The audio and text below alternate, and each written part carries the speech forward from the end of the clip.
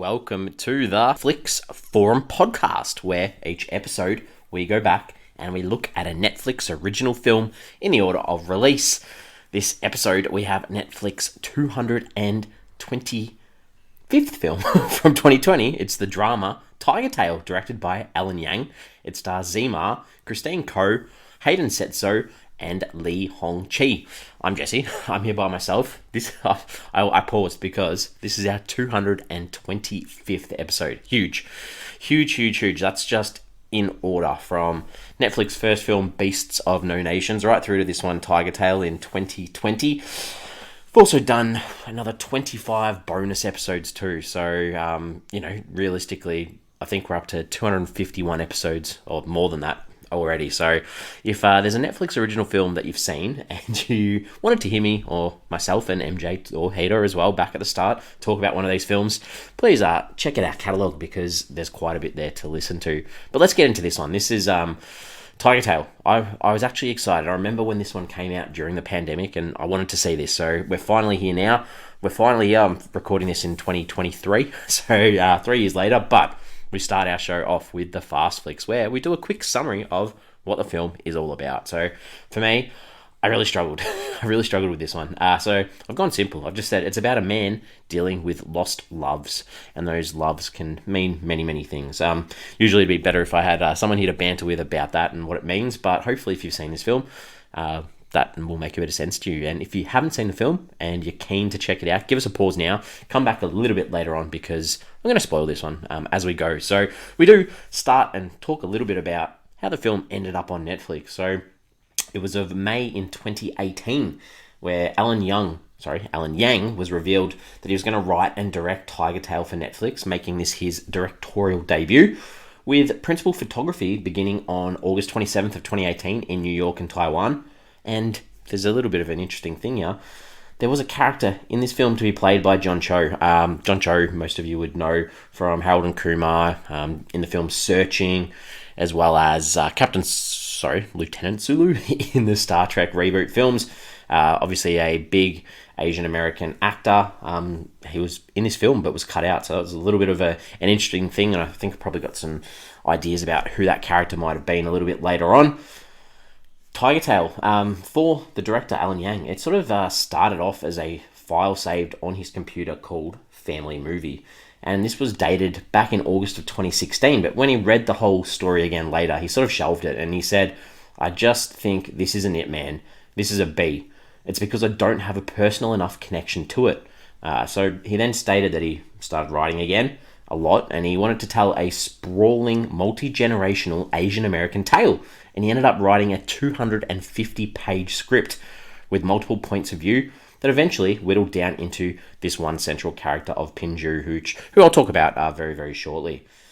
Yang called sort of this idea, because a lot of these stories are based on his father's immigration story, and he called this a fever dream. And he did actually use his own real-life dad to do the bookend voiceovers in this film, which is quite interesting. There are a lot of flashbacks between the present and the past, and the flashback scenes were all shot on 16mm film, while the present day shots were done on digital film, which is quite interesting to sort of see as well. This was released on Netflix on the 10th of April 2020. It was filmed, as I mentioned before, in New York and Taiwan. It only had one award, which was for Tzi Ma as the best lead performer by a male in a motion picture at the Leo Awards. Translations around the world. So Tigertail, we'll talk about it a little bit later on, but Tigertail is the name of the town that our main protagonist grew up in. But in Hungary, it's called Tigertail, Our Story. And in Japan, it's called Tigertail, Memories of a Family. Other than that, the rest of the world sort of kept to that simple title of Tigertail. What are the critics and audiences saying? So, Rotten Tomatoes. Probably our least favourite one to look at, but Rotten Tomatoes actually has it on 82%, which is extremely high. It's certified fresh on 82 reviews. So 82% on 82 reviews. The audience also has it positively, not as high, but it's on 66%. That's on more than 100 ratings. IMDb sort of sits on exactly the same as 6.6 out of 10 on a bit over 3,500 ratings. And Letterboxd, again, it's almost exactly the same. It's a 3.3 out of 5, which would be a 6.6 or a 66%, and that's on 11,500 ratings. Crazy. What are my early thoughts? For me, I think this is a very simple yet beautiful story. It's just one of those stories of the struggles of love and finding your feet in a new country for new opportunities, and it's done really nicely. So for me, positive. I'm going to be pretty positive in this discussion about this film. All right, let's get into some characters in this one. So Pinju, I sort of mentioned him earlier when I was discussing, but he's our main protagonist, and he is. Well, we start off seeing him as a young fellow, and we hear that his father died when he was 1. His mum had to leave to go and get work, so he was sort of left with his grandparents. And we sort of see him progress with these intercuts backwards and forwards in time as he grows up in Taiwan to where he is now in America. So we see he gave up on love and his homeland to chase a dream with an arranged marriage, I guess. And this sort of leads to isolation, to kids, to divorce, to further isolation with his own kids, especially his daughter Angela. And all in all, it's a guy who struggles with his relationship with women, in part because of the sacrifices he made in uplifting his own life, and sort of then not opening up to explain why he is how he is and where he got to from where he was. So a very interesting character. They sort of try to team off with his daughter Angela. So Angela is in America. She's a workaholic. They've got this estranged relationship, and it's sort of in some part because of her partner Eric that she's got, and he walks out on her anyway. I almost wanted Pinju to sort of say to her, "I told you so," but unfortunately, the performance of Angela was pretty horrendous, and it took away from what needed to be the grounding reconciliation relationship of this film. So that was kind of a little bit sad that the performance for Angela wasn't really that good. But that brings us to a few of the other characters that sort of play side parts. And the first one I'll talk about is Wan. She was the love of Pinju's life growing up, and she brought joy and happiness to him. Even later in his life, we see as well. She obviously also chased her dream of going to America as well. And, I really enjoyed seeing them on screen together because she obviously brought so much happiness to Pinju, and a lot of the scenes we see later in his life, he's not a happy guy, and that's possibly because of the arranged marriage I mentioned before to Shenzhen. She had a rich dad who Pinju worked for, and he decided to send them to the States to start a new life. They never really had feelings for each other. She wanted to further her career and study and become a teacher or nurse, but sort of struggled with the assimilation in America, and sort of met this friend, Peijing, which was a really nice character to see because she was this friendly expat who she could connect with and really gave her strength and comfort in those early years in this as well. And the only other character I'll sort of touch on is Ming Hua, which was Pinju's mum. We only really saw her when he was sort of in his teenage years. Just a great veteran performance, and really enjoyed some of the scenes of son and mother together, which I'll probably talk about in the scenes when I talk about them. But this is the time to talk about the director, Alan Yang. This guy has such a big history in comedic television. He's literally produced 88 episodes of Parks and Rec, 8 of The Good Place, 25 of Master of None with Aziz Ansari, and sort of directed some of those episodes too. So, as I mentioned at the start, directorial debut in this film, a big change up from what he's sort of known for doing as well. Talk about some scenes. What are some things that I enjoyed in this film? So, early on, we see Pinju and Wan on their date, or Joanne, and the staff are rude, judge them from where they are in society, and they do a runner from the restaurant, and it just showed how much fun they had together. And I really liked the follow-up later in the film as well, where Pinjin is with Shenzhen, sort of on their first night in America, and they decide to go out for dinner to sort of celebrate moving to America, and then they couldn't eat where they wanted to because they had no money, but they decided to leave. And then also, when they're back in the apartment room a little bit later on as well, he wanted her to dance, and we'd seen how much joy he had dancing with Wan earlier in the film as well, and it just was a really nice sort of connection between what made him happy, and obviously this relationship was never going to make him happy. It was more about getting a ticket to America so he could better himself and possibly bring his mother with him as well.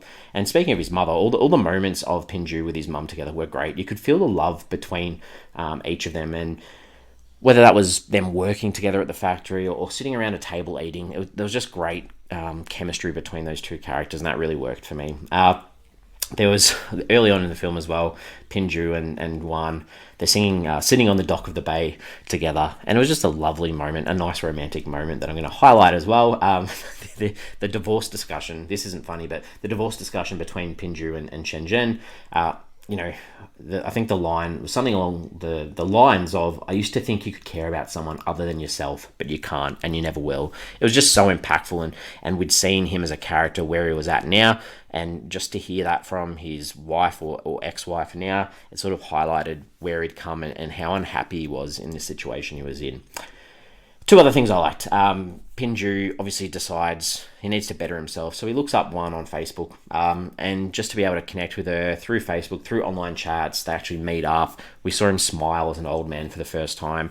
That was just nice to see him sort of regaining his faith in life, and leading to him going, okay, I'm going to try and rebuild this relationship with my daughter too, because the final scenes are the last things I'll add in, because he decides to take his daughter Angela to Taiwan to visit all these special places, the factory he worked at, the rice fields, his first home with his mum, all those sorts of things. It was just a really nice way to end, and we didn't have to hear any dialogue from Angela. Whack, sorry. Things I didn't like. Again, I hate to say it, but every scene with Angela, apart from this last one, with a more accomplished actress, this role could have been perfect. The worst of her scenes probably had to be when she went out with her dad, Pinju, and she breaks down about her breakup with Eric and him leaving her, and only ever wanting someone to care about her and never getting it from her dad, and she just storms out. Just, it was cringeworthy. Sorry, apologies. Okay, talk about some themes, some ideas in this film.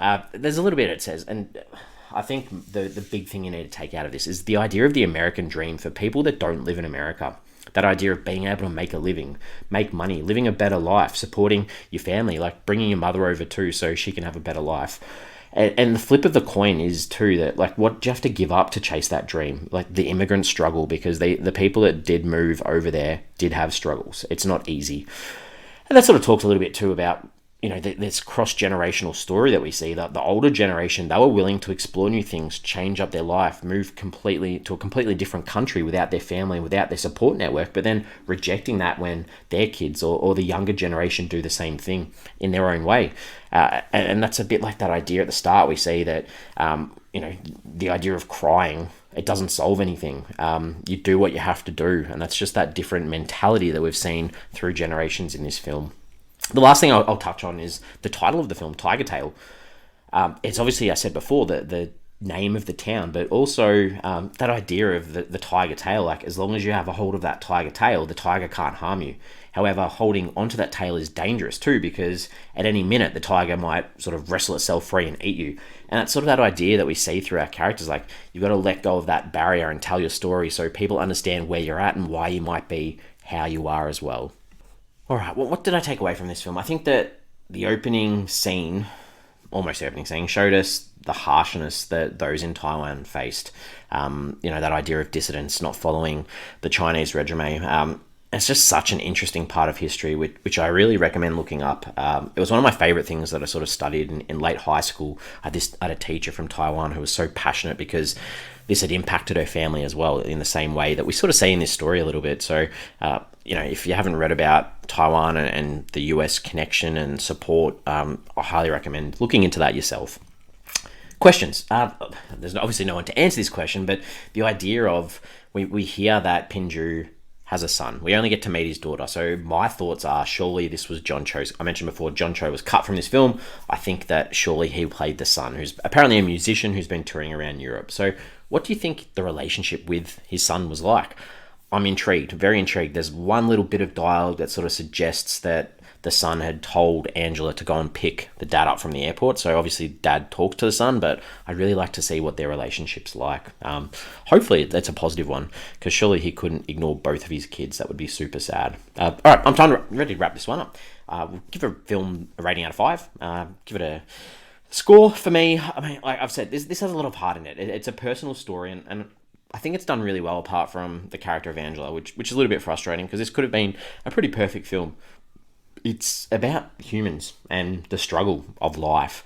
It has a really short runtime too, which means this is perfect to sit with the family and watch. That obviously you've got to read subtitles, so your kids have got to be at an age to be able to read that. But there's nothing in this that's going to offend. So I think it's a nice story to show, you know, young teens, and they'll probably enjoy it. So I'm giving this a 4 out of 5.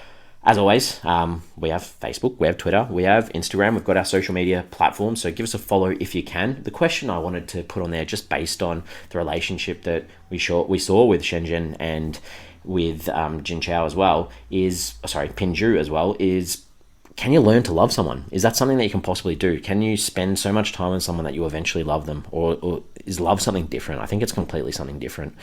And yeah, I'm not sold on the idea of arranged marriages, and it still sort of upsets me that this sort of happens in the world today. So that's what I want you to give me some of your feedback on as well. We're back next week. Next week we've got another episode from 2020. It is the French action thriller called Earth and Blood, or in French, La Terre et le Sang. So that's directed by Julien Reclec. It stars Sami Boulaya, Eric Obanay, and Sami Seguier. So that's what we've got next week for you. International film. Give it a watch. I've got no idea what it's going to be like. As always, thanks for hanging out and listening, and I will see you next week.